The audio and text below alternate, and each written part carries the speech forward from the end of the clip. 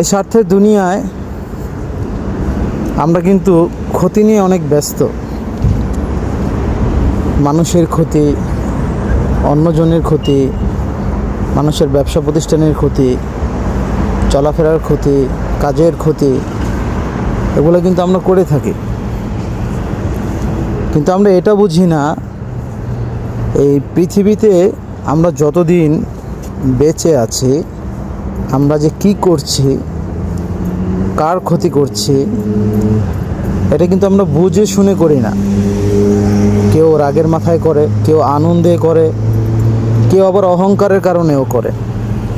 কিন্তু এটা আমরা ভুলে যাই যে এই জিনিসটাই আমাদের সাথে একদিন ঘটবে। হ্যাঁ, এটাই সত্য। আপনি পৃথিবীতে যতদিন বেঁচে আছেন, আপনি যে অন্যের একজন ক্ষতি করলেন, সেটা যেই কোনো হোক, যেভাবে হোক, আপনি যদি কারোর ক্ষতি চান বা ক্ষতি করেন, তাহলে আপনি এটাও মনে রাখবেন, মৃত্যুর আগে আপনাকে এই ক্ষতিটাও বহন করতে হবে।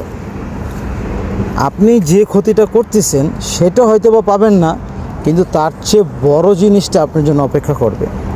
আর এটাই বাস্তবতা, আর এটাই সত্য।